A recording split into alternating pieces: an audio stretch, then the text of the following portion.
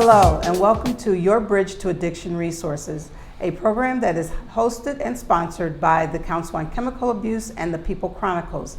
My name is Yvonne Stroman. I'm the Community Program Specialist at the Council on Chemical Abuse, and today we wish to bring to you some information as it relates to drug treatment court. With me to do that is Jorge Acevedo.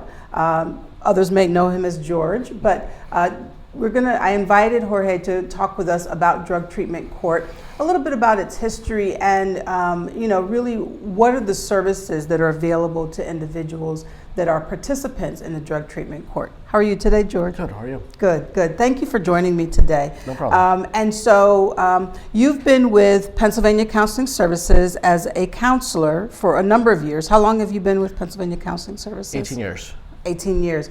And Pennsylvania Counseling Services is one of the providers that provides intensive inpatient or outpatient services, intensive outpatient as well as regular outpatient services for participants in drug treatment court, correct? Correct. We are one of the two preferred providers, the other being Berks Counseling Center. Okay.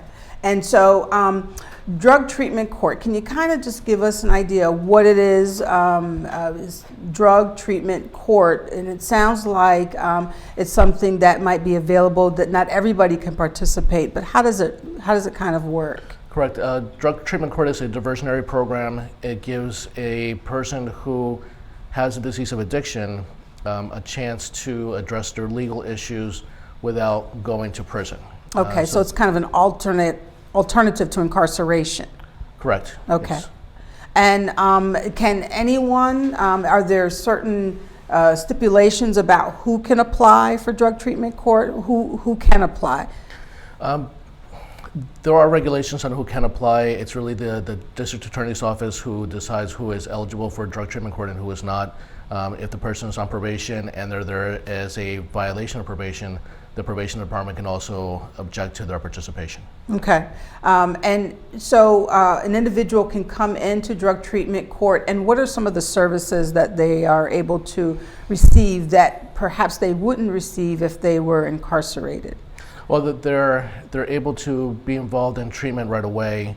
They receive a significant amount of structure and direction to make lifestyle changes, and it gives them a strong push to get involved in the recovery community that they might not do if they were going through the normal legal process. Okay, and how long can somebody be involved with drug treatment court? It is a minimum of 12 to 16 months. Some people take as long as 3 years. It depends on how they struggle throughout, but if they do everything perfect, it's about a 12-month program. Okay, and during that 12-month program, they are subject to random urines? Correct. They must present themselves before the court, before the judge on a bi-weekly basis. Yes. And they have to be participating in treatment counseling where you come in at. Correct.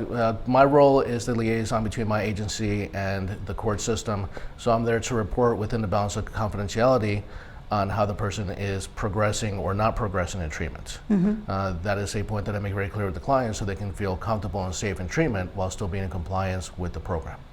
And what type of response? Because I'm thinking this would be a great way for individuals to stay out of jail. Mm-hmm. But in terms of the compliance, we also know that, as you mentioned, they are individuals that are they've identified as having a drug problem. The compliance is not. And let me ask you: is it readily there, or sometimes people struggle? No, the compliance is actually higher than the regular population because Okay. they know they have that immediate consequence. With other clients who are going through the system, it can be months between court sessions. With this population, they know they're seeing a judge within a week or so their compliance is generally very high. Okay. You still get a lot of the symptoms from addiction with the manipulation, the relapses, so those are the issues that we really address and are able to address a lot quicker than with other clients. Mm-hmm.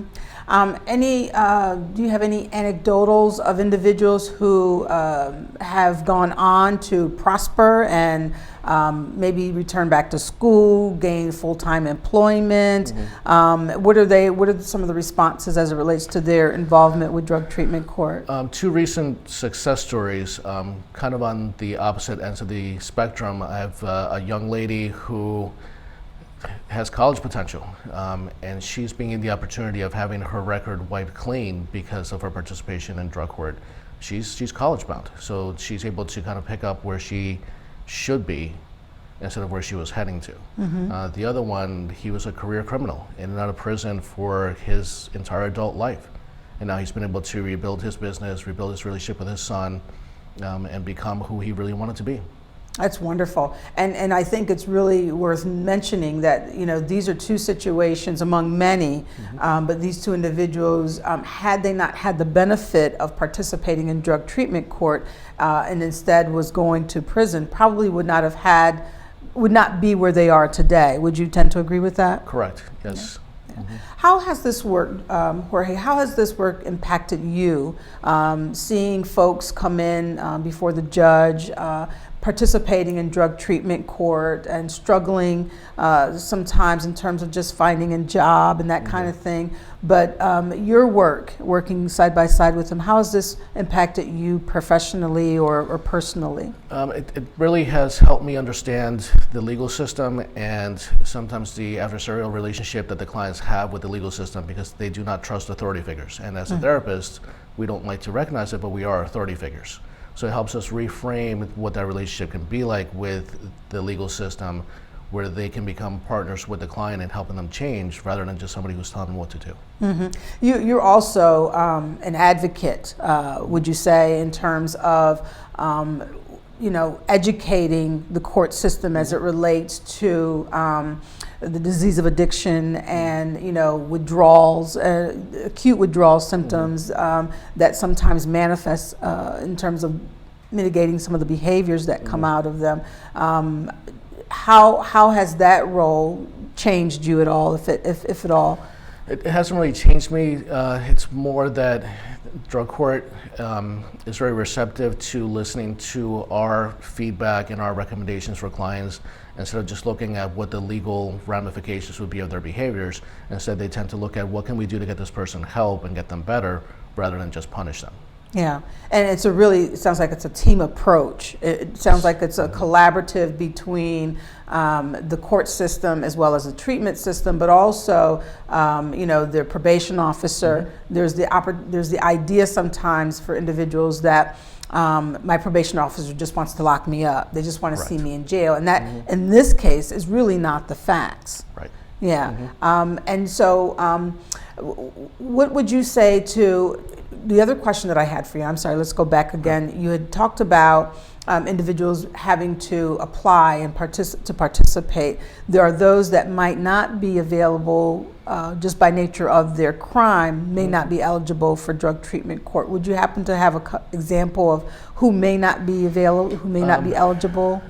I believe some of the things that would make them not eligible would be the nature of the offense. So there are certain crimes that are not eligible for drug treatment court, or if they have occurred within, I believe, the last 10 years, they're not eligible for drug court, but they can still receive services and treatment, just not through drug court. Right. So specifically, perhaps somebody with a possession with intent to deliver drugs. Yes. They're not eligible for drug treatment court. Right. But if somebody has retail theft, and the retail theft as the result of their addiction, they would be eligible for drug treatment court.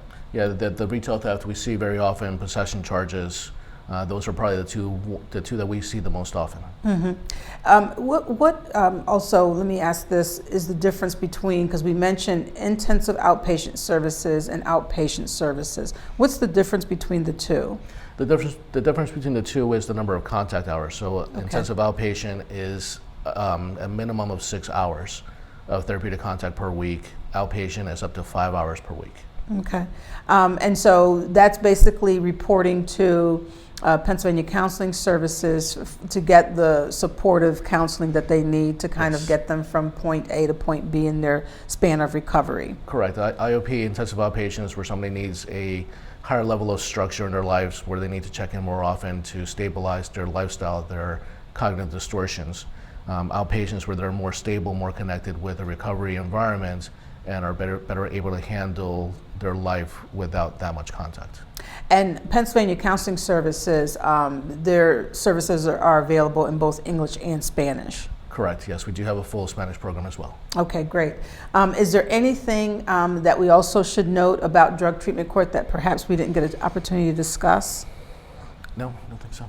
And as it relates to Pennsylvania counseling services, you not only provide counseling services to those in drug treatment court, but also those who are not offenders, for those that might come from, outpatient, inpatient services to your organization. Somebody that might be in need of services, counseling services, how can they touch base? How can they contact Pennsylvania Counseling Services? They would contact our main numbers, 610-685-2188. They'll be connected to the registration department, who will verify insurance benefits, funding, and then schedule them for an intake where they will have a full evaluation to determine the level of care of need at that time, and then they'll be placed into either outpatient, intensive outpatient, or if need, referred to a detox facility. Great. So you do an assessment upon the individual making that initial call. Yes. Then you'll do an assessment to determine their appropriate level of care. And if they need outpatient services, they can get that there. But if they need something a little bit more, perhaps because of withdrawal symptoms or something, they may need detox, you can make that referral. We will facilitate that process, yes. Okay, great. Wonderful. Well, I want to thank you for taking time out of your busy schedule and joining us today. And for those that may want some information about the Council on Chemical Abuse, we invite you to visit our website at www.cocaberks.org. That's COCABERKS.org, or give us a call at 610-376-8669. This is your Bridge to Addiction Resources. My name is Yvonne Stroman. Thank you for joining us and have a great day. Check back every week for a new story with your Bridge to Addiction Resources. You can call 610-376-8669 or visit online at cocaberks.org. COCABERKS.org. Be sure to like and follow the Council on Chemical Abuse on Facebook and Twitter.